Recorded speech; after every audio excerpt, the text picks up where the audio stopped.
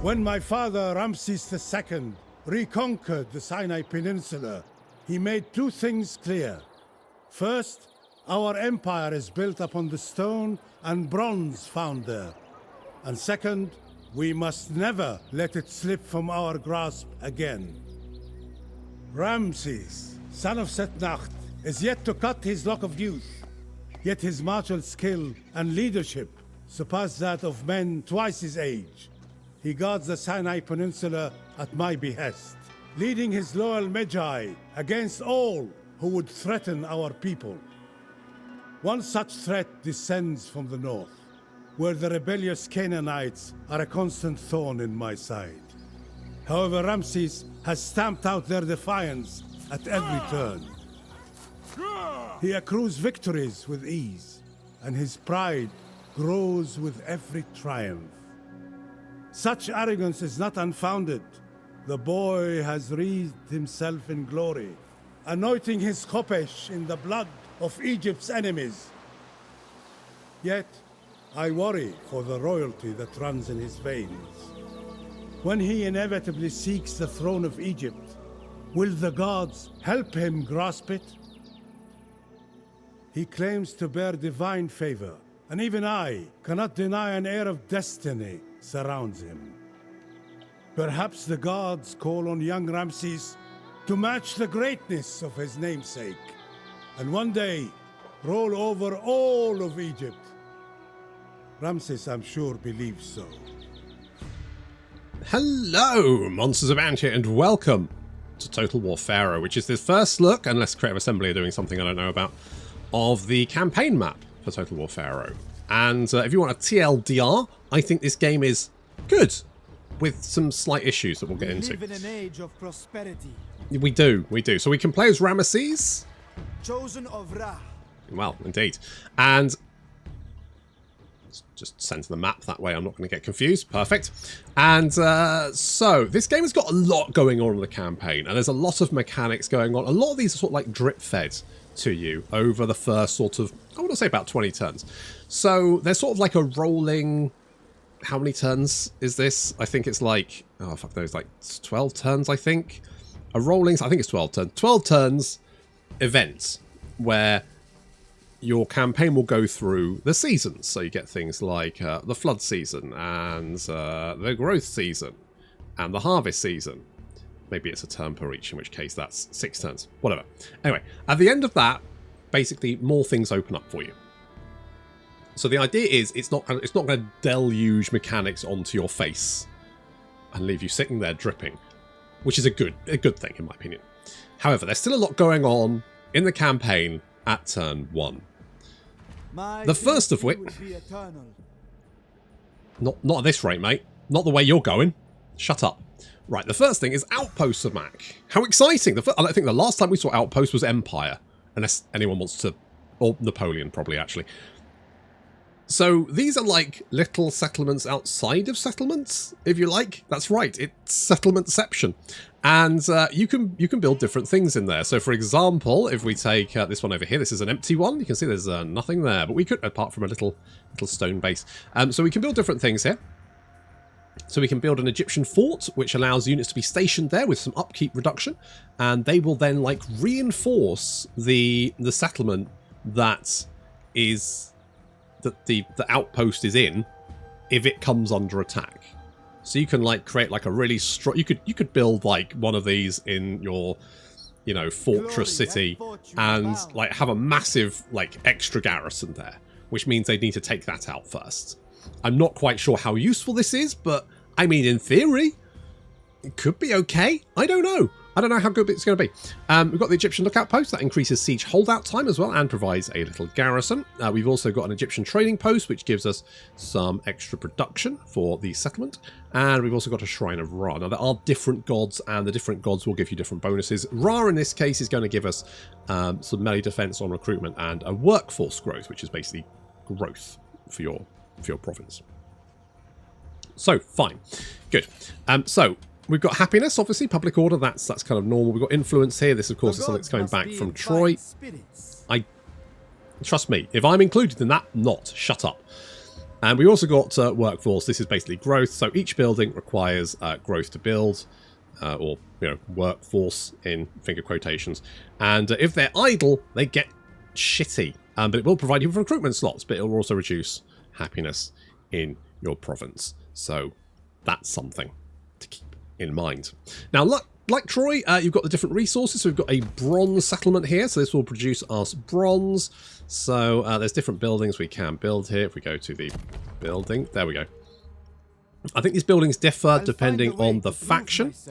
And you do have things like, a bronze workers district, bronze working complex, recruitment office, native recruitment. We'll say that the amount of resource buildings does seem to be much reduced from Troy. There's less options. Now, I do think in Troy there was usually like 2 to 3 out of the 4 good options that you would pick, and you generally not get the others. With that said, I do think that the resources you get in Pharaoh seem to be significantly less than you got in Troy. But there's not much difference in upkeep. So that's something to keep in mind. I think this mostly comes down to the fact that you don't get resources off the administration building. So from the core settlement building, you don't get any resources from that, whereas you did in Troy. But also the resources just seem to be less in general. The bronze is probably one of the better ones. The food buildings in particular, and I'm looking at these like port towns, the food is less than half of what you would have got in Troy. And that is really quite telling. Because I often found myself literally starving for resources here. So I don't know whether that's intended or whether that's just an issue in the early access. Something to keep in mind.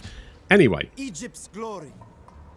So the other mechanics we've got, obviously at the start, we have our victory objectives here. Victory objectives change slightly in that you kind of get a victory points, so it's kind of less like driven towards a particular, get these 5 settlements or something. There's like a lot of different settlements that you can grab, and each of those will provide a few victory points that will then feed into your victory as a whole, which I think is a really nice change. I really like that, to be honest. I think that is a good way of doing it. I think Warhammer could have used something like that, where you could have, maybe there's, particular objectives that your faction has to complete that will give you a lot of victory points, but you're going to get victory points from doing, various things anyway. So you could win without having to do that, but obviously doing that is, a driver towards what you actually want to do. I think this is a really nice change. It's a really nice change for doing a victory objectives, because sometimes the objectives can seem a little bit fucking convoluted. So this is a really nice change like that.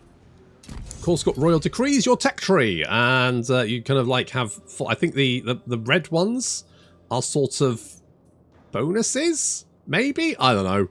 It's hard to tell, to be honest. Glory and fortune abound. Exactly. I think maybe the red ones are military based, and the blue ones are like. But then that's a red one, and that's influence. So fuck. Oh, it's sacking, though. It's sacking, isn't it? So maybe that's the case. Anyway, we'll go for happiness first. So get longer festivals. That's right, we'll have a longer festival. I went to a festival recently. It wasn't for me. Otherwise, we've got diplomacy. Of course, this is fairly standard. Something that you would have seen in previous Total War games. And, of course, Troy, I think, did it quite well. You've got the trading system, which, again, I think is better than just going, I want a trade agreement, and that gives me money, and that's fine. You actually have to think about trading resources. The only thing I would say is, of course, because I'm starved for resources all the time, I almost never have anything to trade. And, of course, we've also got the... Yeah, exactly. We've also got the character details. To be honest, it took me a little while to work out this little bar at the bottom wasn't just graphic UI, but it actually opens up the character sheet. So we've got, this is similar to what we've seen before, but also slightly different. The bow will change what units that your bodyguard is equipped with, which is really nice. I do think the bow is kind of not that useful, because you only got 15 ammunition, you run out of missile fire really quickly, and then your general unit is basically useless, because you ain't hitting anyone in melee combat. But you can get different armors and weapons and shields and mounts and stuff, and obviously different followers and items. Some of these can be quite powerful. And traits are slightly different in that they kind of work, it's either or. So effectively, we could be ambitious. That would give us more XP per turn, or alternatively, we could be content, which would give us more replenishment per turn. And the way we do this is by, as you can see, gained by ending turns in camp stance, or gained by spending turns in march stance or suffering attrition casualties. So you kind of have a way of constructing your lord, which is interesting, I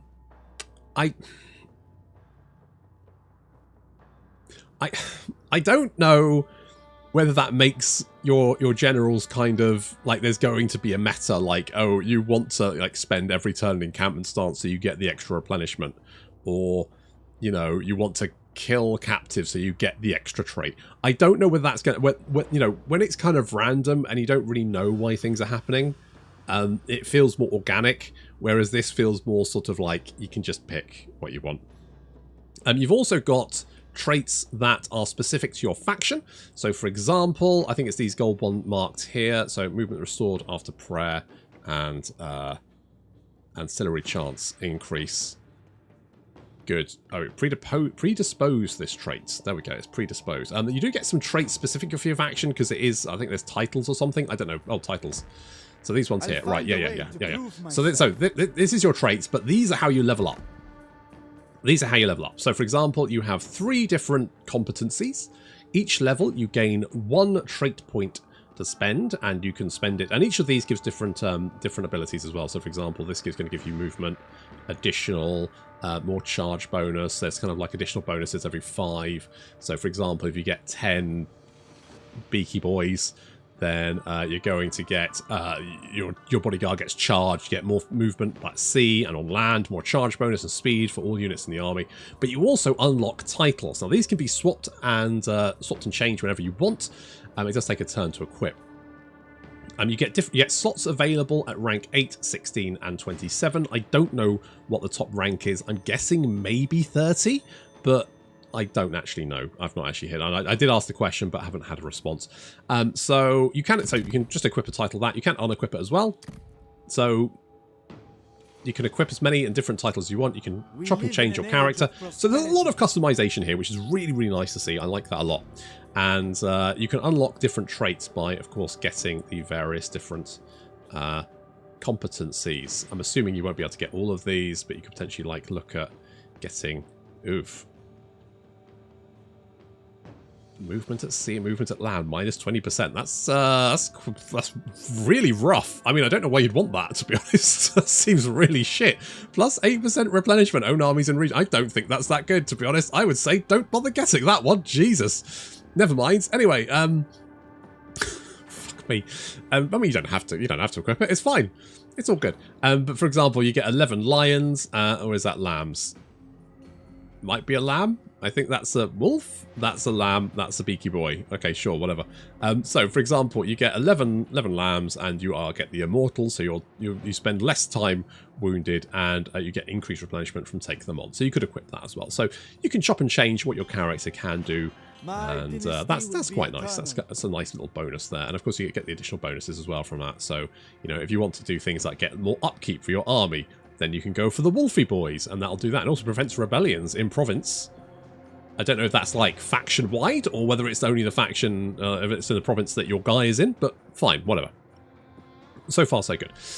So, that is, I think, pretty much all the basic mechanics for the game. And obviously, we'll get some more as time goes on. The settlements, I say, are fairly standard stuff. We can get recruitment buildings, we can get resource buildings. So the capitals don't have, well, in fact, it says it's a food settlement. Resource buildings providing food can be constructed here, and I guess that is true. So you do get 305 food. There you go, and you can get 170 food, and yeah, okay, good. So you get, but then you get things like, you know, wood income and stuff. I will say most of the buildings require stone now, and stone is like gold was in Troy. It is now the mineable resource, which means it will eventually run out. You might notice we don't start with any stone settlements really anywhere near us, apart from over here. These guys are another Egyptian faction, and they do start with a stone settlement, which makes that quite a high priority to grab early on for several reasons. But you do start with like a stockpile of stone, which is quite nice, and with also quite a lot of food, which again, quite nice, but you will find yourself burning through it quite quickly.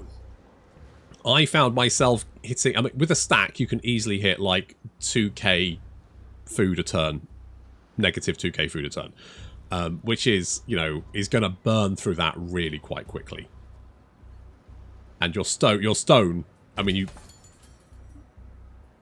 upgrading this is going to cost 270. All of the outposts cost stone as well. You can easily like burn through 3,500 stone within about 10 turns and have absolutely no recourse to get any more unless you trade. And then the question is, what are you going to trade? Because you don't have much wood either. And all the settlements you grab at the start are mostly going to be food, and you still don't have enough food. And also, you do start with a bronze settlement. However, you will notice that your Medjay swordsmen, now these are like your so these are your mid-tier units. These are tier 3 units. They cost 24 bronze each. So if you have a stack of them, so if you have 19 Medjay units, and you're only making 70 bronze at the moment, I mean, you can upgrade that building, but it's not going to make that much. Basically, you can't even upkeep your Medjay, a stack of Medjay. So you're going to have to mix in the food guys, who also cost food. So basically, it's quite a rough start. And again, I don't know whether that's intended or whether that's, you know, a balancing issue. I don't know. Anyway, let's start the campaign. I will put, like, markers in the video so people can jump, so that if they don't want to listen to the waffle about the campaign mechanics, they don't fucking have to. It's fine. We can start right here. So, if you're just joining us, welcome to Total War Pharaoh. Let's fuck this guy up. Take them down. That's the plan. I won't be vanquished by some arrogant youth.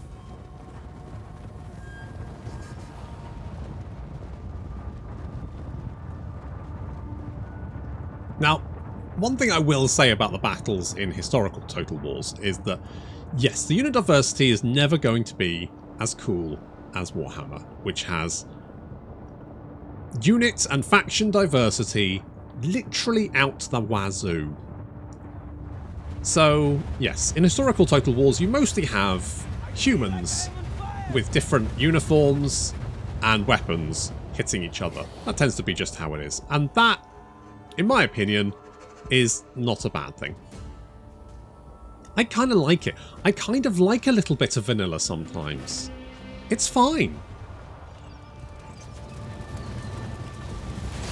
Because, look, it's wonderful seeing a goblin being used as a club by a troll to batter some dark elves in the face, right? That's Warhammer is the 4-year-old's birthday party with an open Skittles bar of the Total War universe, right? It's fucking off the wall. It's totally insane. It's all kicking off all the time. It's like adrenaline, you know, it's the Fast and Furious 18 where people are driving on the ceiling. Whereas the historical Total Wars are definitely much more sedate. They're much more having, you know, sitting by a nice warm fire with a ton blanket over your knees in a rocking chair. And I'm going to be honest, at this age, I kind of like that. It's fine. I like listening to Gardener's Question Time. With the slightly risque occasional innuendos, right? It's my bag, baby. I will say, though, I can't wait for the Blood Pack, because I really do like blood. And I think the battles in historical Total Wars can sometimes be a little bit more satisfying than Warhammer. Because I think sometimes Warhammer you can kind of you kind of get overwhelmed by everything happening rather than, you know, having people actually flanking and shit. You know, do I bother taking some guys flanking, or should I just use this sorceress to drop a massive fucking AoE on this cluster of enemies and kill them all at the same time? Well, it's probably going to be the latter, isn't it? Managed to get the enemy general surrounded anyway. He's having a bad time. We should be able to find him. Ah, there he is. There he is. You can tell it because he's got a fancy hat on. There we go. He's a little surrounded by his bodyguard. His bodyguard, of course, probably just got swords and shit. I don't know. They're too strong. Picking off the last of the survivors. And the enemy general is running away. Of course, being in the first battle, it's always going to be fairly easy. I like the look of the battlefield, but I don't know. There's just something about it. It doesn't seem to pop as much as Total War Troy, does it? We're going to unleash hell upon the enemy general who's currently penned in. And yes, that will be raining hell down upon my little Egyptian-y lads. But frankly, I think that's one, it's going to kill the enemy. And two, it's going to motivate my lads to kill the enemy faster. So I'm not continually raining arrows on their heads. It worked.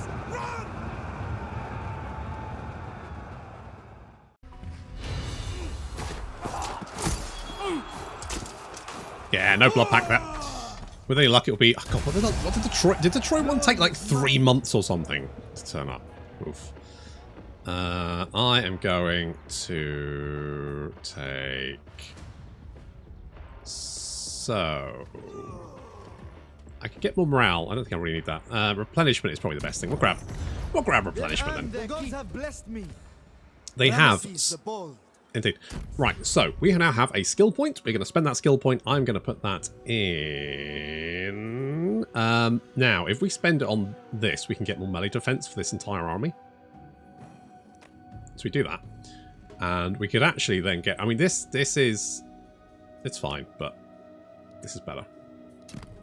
There we go. So now we get more melee defense for the entire army and recruit rank for MedJ units, which I feel like really should be like our standard boys, but will kind of be a nightmare to upkeep.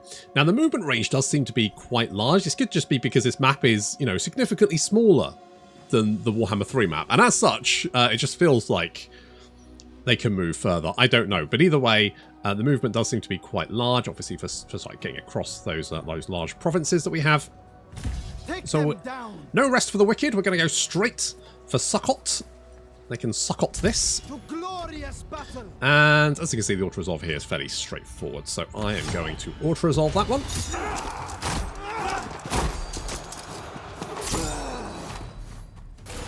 And the auto-resolve is fairly pleasant. I'm going to occupy that one. This is my ambition is rewarded. We have occupied a sacred land because that ties in to the crisis and collapse sort of. You get bountiful, is it? Crisis and then collapse. And each of these, some resource buildings will give you less or more resources depending on, you know, what they are. You can see there's little gold icons across the map. These dictate settlements, so you can actually see where the settlements are without actually having to like, you know, view them.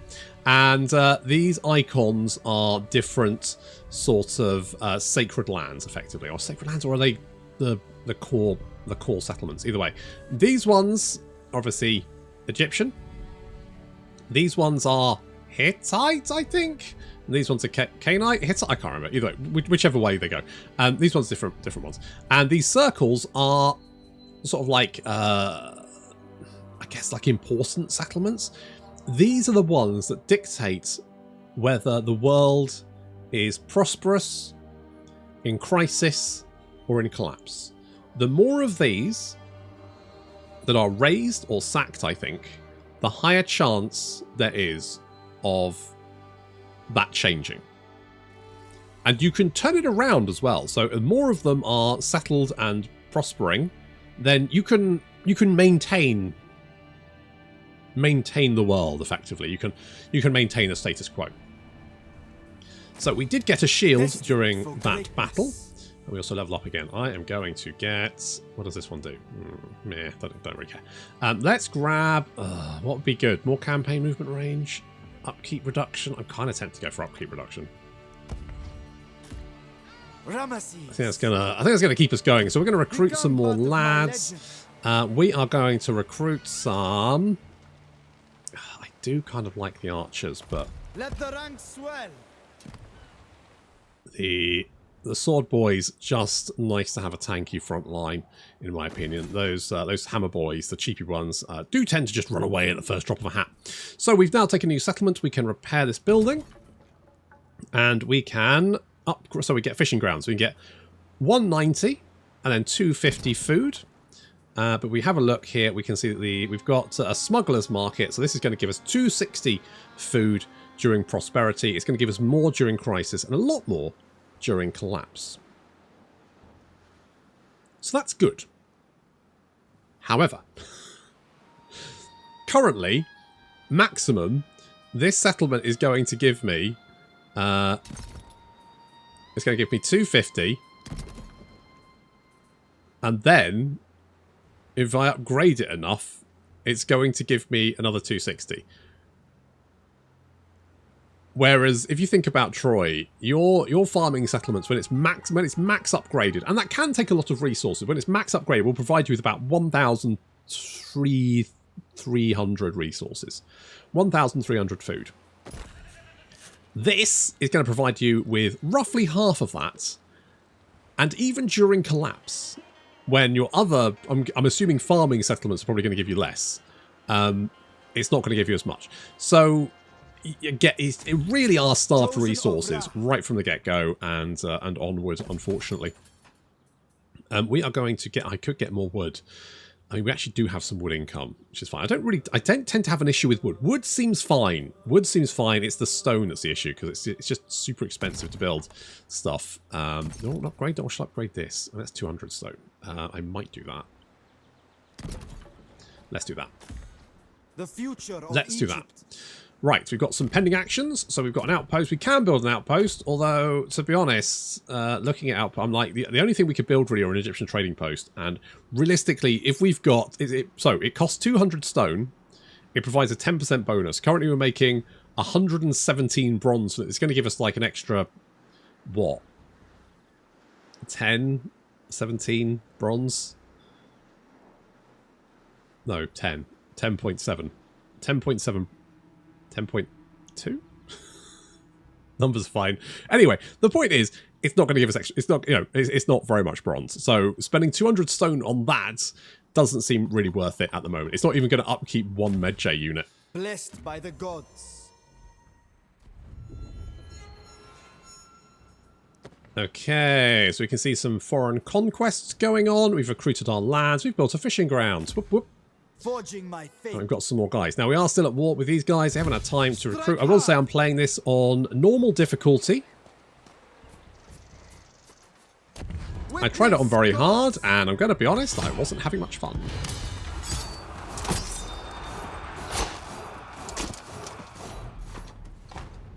Alright, calm down. I was fated to win. Wasn't that impressive, though, was it? Blessed me. Wasn't that impressive. Right, we have taken our first province. There we go. So we've got 4 settlements there. We've got 3, 6, 9, 10, 11. I don't know why this has only got 2. And these are 3. Why? Who knows? Maybe it's because it's not as big. Not sure. So I could go and build, like... let's repair that. I could go and build... like temples in all of these to increase my workforce growth, but at 10 stone, is that a problem? It might be fine. I mean, it's not a huge amount, so we could do that. I mean, an extra 3 workforce growth seems like that's gonna be pretty legit, so we'll do that. So we've got some guys to our north. Are we skew if again? No, we're fine. We've got some guys to our north. These guys are... Who are they? Who are you? I should be able to double click on them, shouldn't I? You guys. Back down. These, oh, they are pitiful. Strength rank 70. What's the, they are literally the worst. I have no idea what these guys are doing, but I'm thinking we should probably go and kill them first. Greatness. So let's recruit some more lads. I'm going to grab these bog standard archers because I mean the missile damage is 23 compared to 34 there, so it's not as good. However, these guys cost 23 bronze and 124 food, whereas these guys just cost 66 food. So if I'm going to make savings anywhere, it's going to be the boys that are firing from long range rather than my frontline lads. Talking of food, let's upgrade that one. And I could get more wood, but I don't really see a need for it. So let's upgrade you as well. Something like that. Chosen of Ra. We have unresolved. So we've got a commandment available, obviously. Where is commandments? Commandments are here. There we go. Right, so we can set labourers. So there's kind of like an offset here. So you can increase workforce growth, but it will reduce food. So that's the thing. More happiness or recruitment costs. Upkeep reduction, but less happy. And so on and so forth. So I don't really want to do that or that. Or that. I'm thinking maybe just go with this, because this is just a positive across the board. I mean, if I wanted workforce growth, that'd be fine, but 10% food. I mean, how much are we making from buildings? 311. I mean, that's not actually that much. Well, there's also ports as well.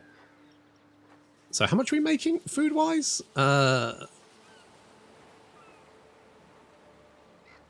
So, like... So we're making double from our base faction upkeep than we are from all of our buildings and the ports. I mean... More workforce, right? Let's do that. Let's do that. We have... Can I build something else? Oh, I could build one of these. So, more happiness, more workforce growth, more influence. I mean, we could maybe do with happiness. People are fairly shitty, mostly because of the conquest and provincial instability. But taxes are still going to be kind of an issue. So, maybe I do want to do that. On the other hand, I really need to... What does this do? Gives more bronze. Right. Right. I mean, if I'm going to build it anywhere, I probably should be like... here. Unless I just want to save my resources. It's more bronze in this province, which again could be quite useful. I mean, I'm thinking food in this province. The future of Egypt. So there are a number of like percentage bonuses which could help potentially offset the amount of resources you're spending. However, I will say with that you do have to take into account the fact that you have a lower base anyway. Blessed by the gods. So I don't really know how much that's going to help. Right, so these guys have got one general. Now, I'm going to go... Yeah, I'm going to declare war. Hit them hard. Now, this guy will have a garrison here. He's got some veteran Cainite swordsmen. Oh, that sounds very, very scary. So let's build a bunch of... I mean, if he comes out, we can kill him. They have nowhere to run. No, exactly. That's the ticket, isn't it? That's the ticket. Do I want to build this? It's going to be... Buildings, ports, fisheries on the Nile. Shadouf farms. Farms on the Nile. Makes people less happy, though, and they're already pretty shirty. We could potentially, like, build a happy building here, though, couldn't we? We might need to build 2. Build 2 happy buildings. Jobs are good. It also it seems like garrisons don't take siege damage. Like, they don't take attrition damage from being under siege.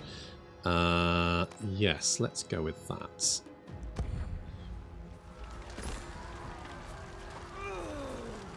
So these guys currently at full health. If we end the turn and they stay in the settlement, I suspect they will still be at full health. I don't know whether that's intentional. Oh, they're coming out. Oh, well, that makes my life so much easier. So thanks, guys. Fully. Oh. I don't know what cadmean means. Never mind. I'm going to fight a battle.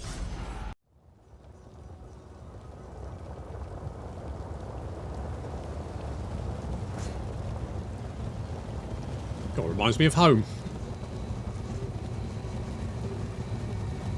Oh, it's not so much sand. To every Egyptian. Whoa. Whoa, where did that come from? So I've set myself in front of this little mud pool here, which has been caused by the rain.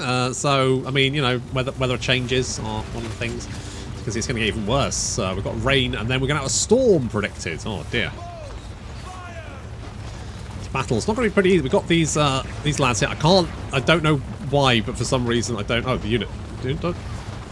Yeah, the unit details doesn't seem to work for some reason, so you're just going to have to believe me that these guys are quite nasty. These guys are like elite spear boys, and they will muck up my Medjay boys, unfortunately. Just going to have to live with that. So meanwhile, we've got my javelins moving around on the right flank. They're going to try and get behind the enemy generals on my right, and then fill them full of javelins. I do like javelins. Javelins are like my bag, baby. Got another unit flanking around on our left. These guys aren't quite as dangerous, but they do have javelin attacks, so they are hitting my Medjay. Yes, he is. So our general has a bow. Unfortunately, he's only got 15 shots. Now, he will do a lot of damage, but still 15 shots, and then he's basically useless at everything. So ideally, we'll pick up some sort of melee weapon at some point, but now we're getting javelins right in the back. And one thing you don't want lodged in the back of your spine is a big stick. it's just a given, right? Big sticks being lodged in your spine, not ideal. Generally, the number of javelins you want lodged in your back is somewhere around 0. These guys getting absolutely wrecked by those javelins. I mean, they're chucking javelins themselves, but they're chucking it up front. I've flanked around. I just genuinely love javelins. Just something about the big sticks. Look at that. Right in the dick. Fantastic.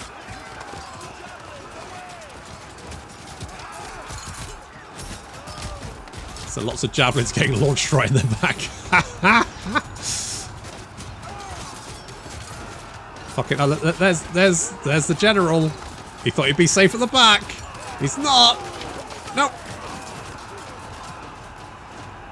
He dead. He is dead. He's out of here. He is out of here. Then we just got one more general to deal with. Meanwhile, on our left flank, the Medjay are holding for the moment, but they are completely surrounded and in danger of being wiped out. Fortunately, we've got arrow support there, so we are unloading everything we've got. We've managed to break their sensor, which means that the rest of our boys are now attacking all of their missile units. I thought the mud would help, but in fact it just slowed me down, so never mind. We are being attacked by some archers there. The javelins taking some missile fire. They are shielded, so we should be fine. Managed to take out those enemy generals. Oh, good stuff, lads. You got a lot of kills. So you're just going to have to trust me on that, because again, you can't see. I think it's probably an early access thing, because of course this is an early access version. And there we go. The enemy's broken. Can of course see the city over there, but because they sallied out, don't get the city's defense today. Sucks to be them. There is no sweeter taste. See the might of Egypt. Okay, it's basically Pyrrhic victory. Now I know. Okay. I mean, taking the replenishments would probably be a good idea. My ambition is rewarded. Strike hard. We will just... you will be wounded, but you won't die, which is fine, to be honest. And I guess fighting this battle wouldn't be that interesting, because they're basically dead already.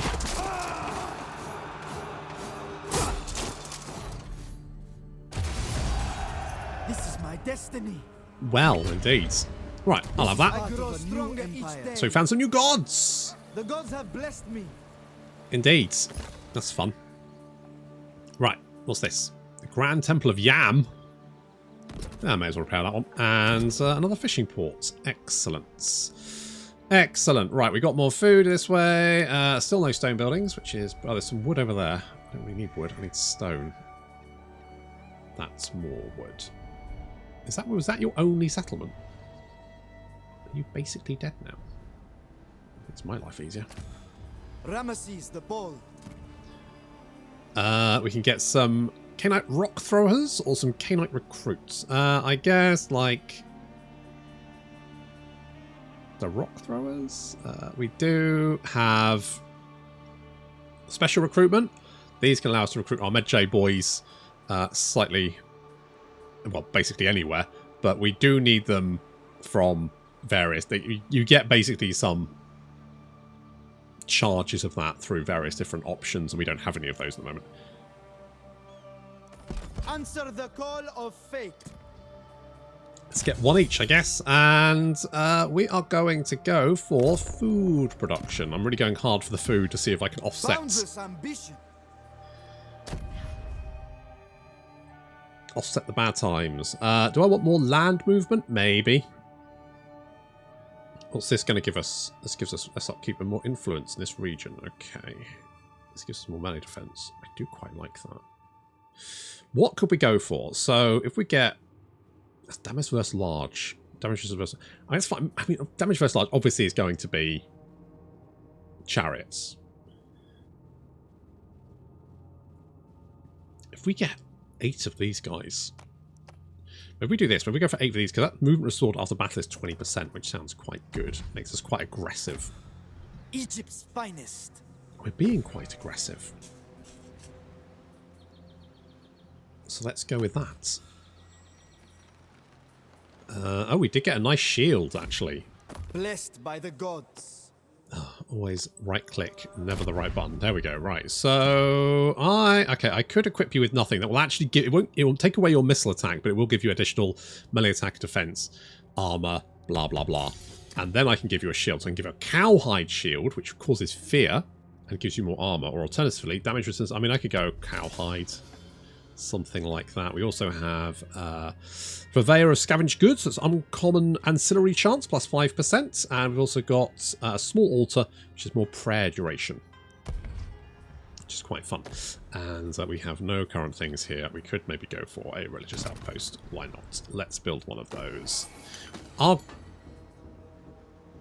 we've now got 77. So we get 1 growth every turn, which is pretty good. I'm going to do that again. I'm just throwing everything at food at the moment. My fate.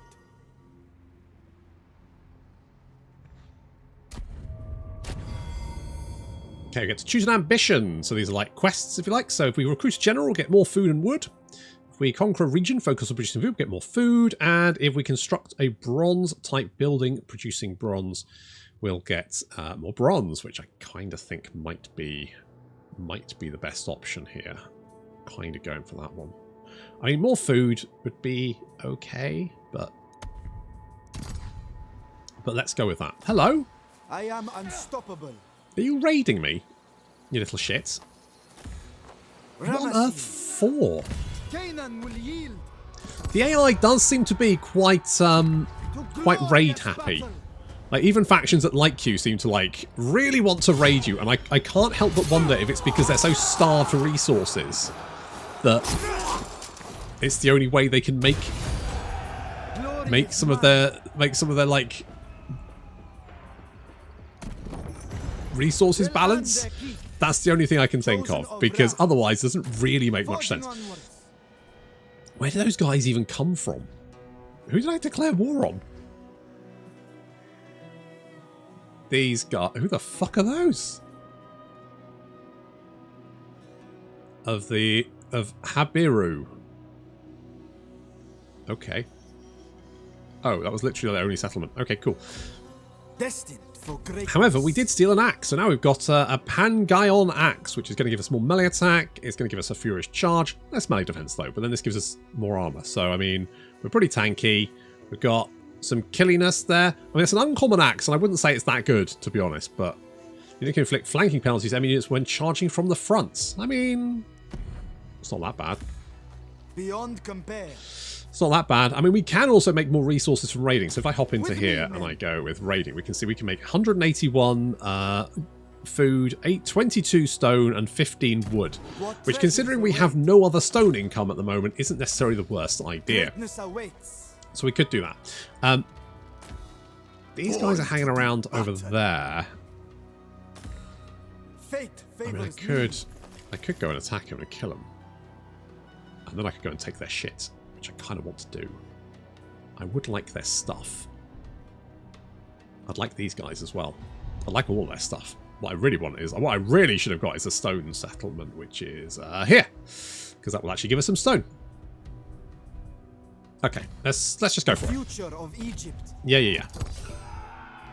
Our land is thirsty. Well, good for you.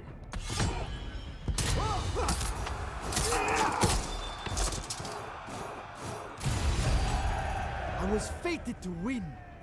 Yes. I mean, you do get quite a bit of food for winning a battle, which is quite nice, because that was a little battle and we got quite a lot of food. We'll go back into our own territory to heal up, and then we'll go after that settlement there. And then further in, there's a wood settlement there, so we could get the woods. I mean, you know, that'll give us some wood income, some extra wood income. So we've got a Grand Temple of Yam, which is going to give us upkeep reduction for own armies in this province, which is quite nice. Production for all resources in this province as well, which is even better. What else do we got? A deep ground water supply. It's quite fun. And a royal tax administration. Wisdom codices. Translators' quarters. A monument of greatness. Well, there we go. I mean, exciting times.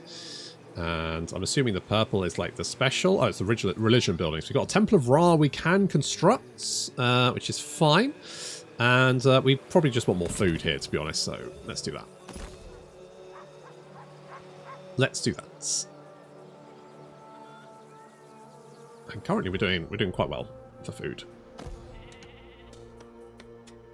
I could get more wood, but if we've got a wood settlement nearby, that seems not that useful. We could increase our bronze. It's only like another 25 bronze. Egypt's glory. But I'll take it. I summon the elite. Well, I mean, they can chuck stones at people. Destiny bound. Yes, what we think we were doing, we were going to go for the bird, the beaky boy. So we are currently level. So if we get 2 more skill points, we can then equip. Well, to be honest, if we next level we can equip this. However, what we really want is this, but we can swap them around whenever we want them, so it's not really a big deal.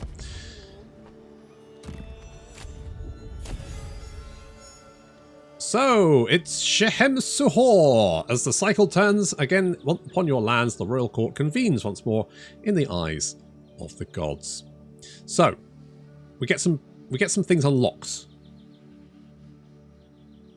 Every 6 turns, you'll kind of get something unlocked. So, we've got the Pillars of Civilization, local deities, commands, and royal traditions.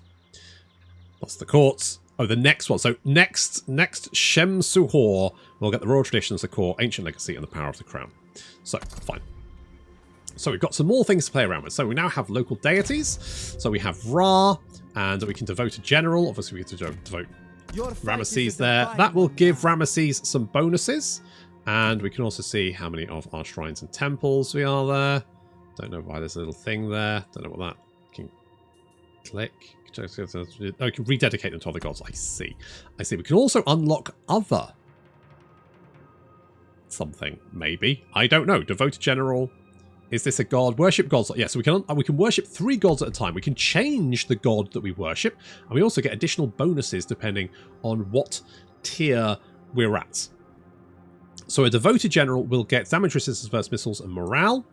Tier 2, he'll get more melee attack and damage, as well as the morale and damage resistance. And then at top tier, you'll get some additional bonuses. So like, was it melee defense on recruitment, I think? No. Prayer? Devoted general? No? Oh, yes? No? Something like that. It doesn't matter. Not important. Oh, that's what we get. No? Yes? Fuck, I don't know.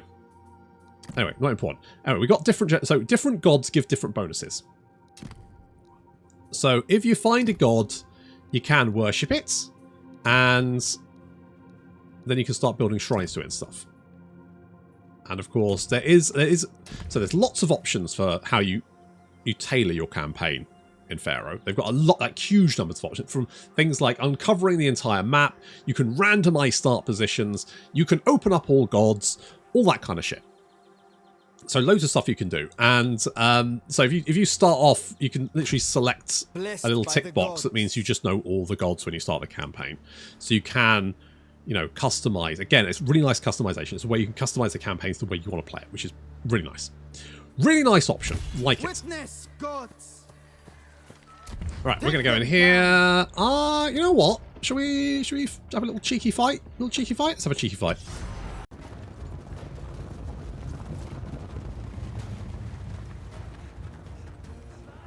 In grass like this.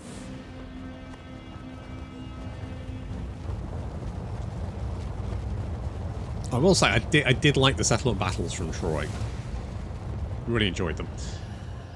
However, there does seem... I mean, I love the little details in this. I really like environmental storytelling. Like, it's one of the best things about video games, in my opinion. And I love environments and just seeing the little details being added there.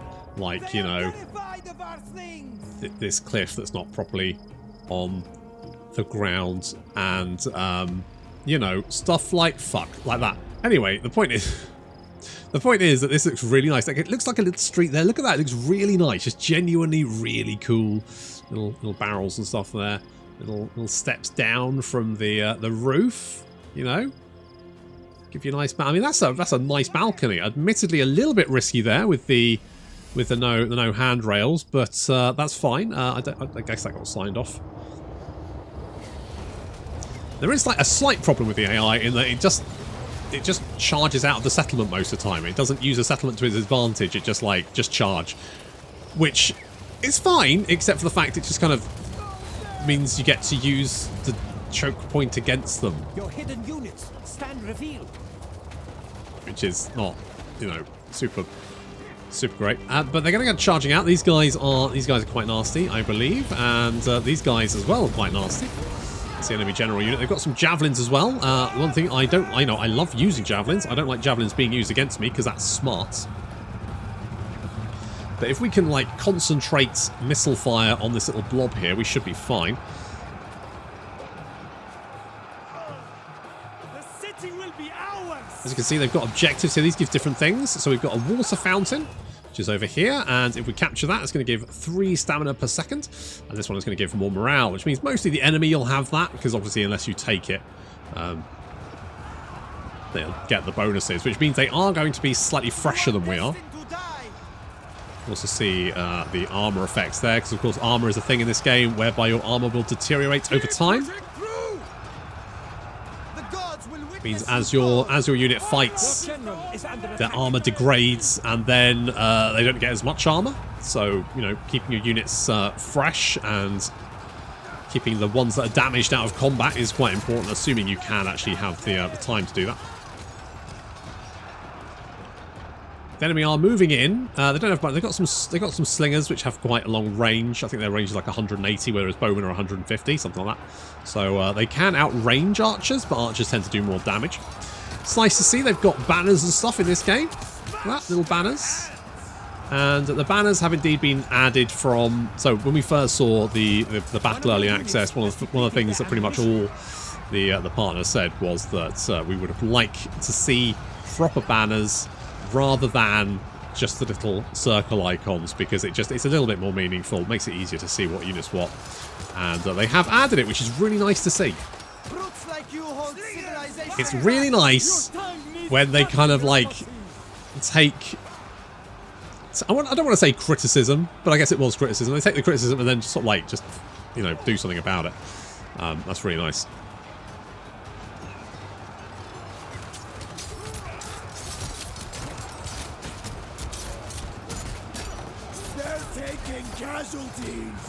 Well, yeah, I mean, so are we, to be fair. But looking at numbers, considering that we've lost about 200 guys, and they've lost about 300, roughly.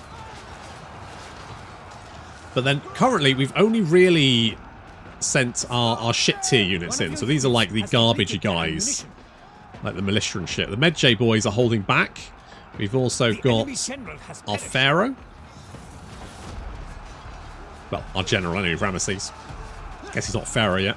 Now, the enemy general's down, which is good. And they do have 2 generals. Spare me your blaster. You are fated to lose. Brothers, run! But it looks like we've managed to cause a bit of a chain rout there. I sent my slingers to try and take out their slingers. And they kind of charged into melee combat, but never mind. Looks like we've got a bit of a mass rout happening there as the enemy flee the battlefield. And to be honest, the best thing to do at this point is to hold my guys back and just let my archers unleash hell into their unshielded rear.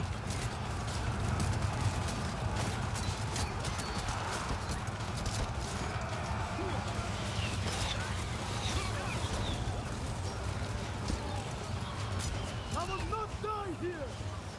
We will fight another day.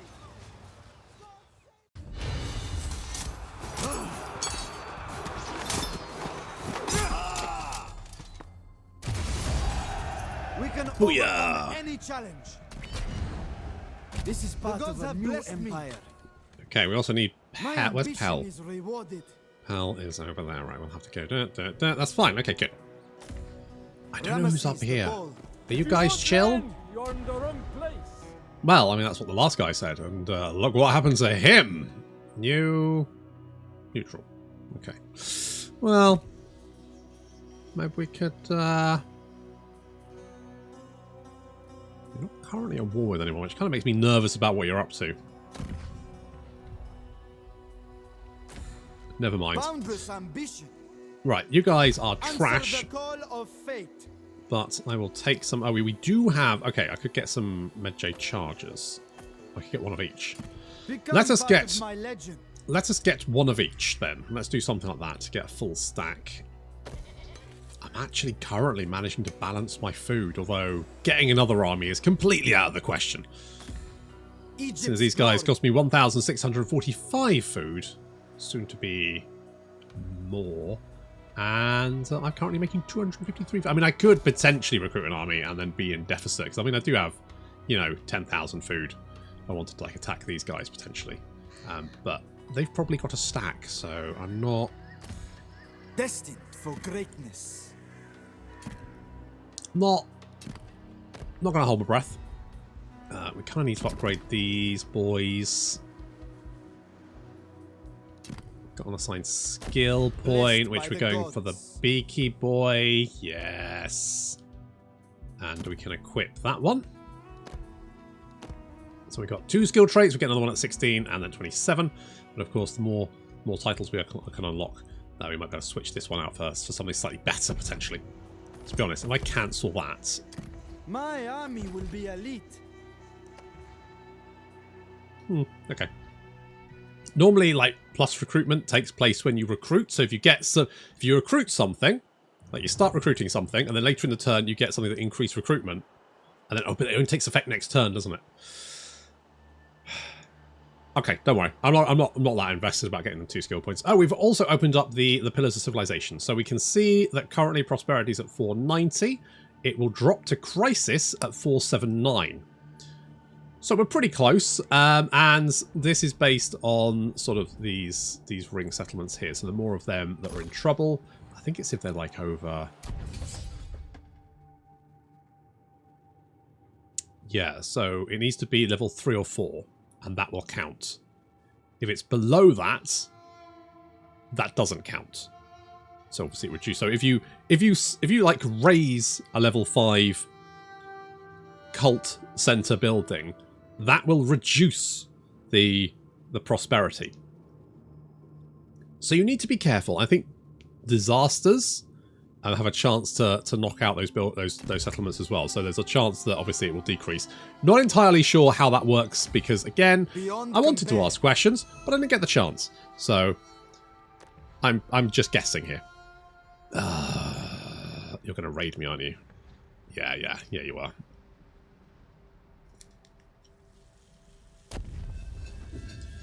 Yeah, you are. Can I see how much? Does it actually show me resources? I don't think they actually steal resources. I think it just generates resources for them and pisses me off. And obviously makes people unhappy because they're being raided. -8. -8. Just from a little bit of raiding. The future of Egypt. Okay, we'll take Pell. I might even deal with these guys. Should I get another army? I'm thinking probably yes is the answer. We will recruit a general. I'm going to get... they all start with 3 stats in something. I'm going to go with this guy. Because he just looks a little bit... These guys look pretty like... Eh, this guy looks like he's going to, you know... fuck some shit up. My name will be legend. Noted. Right.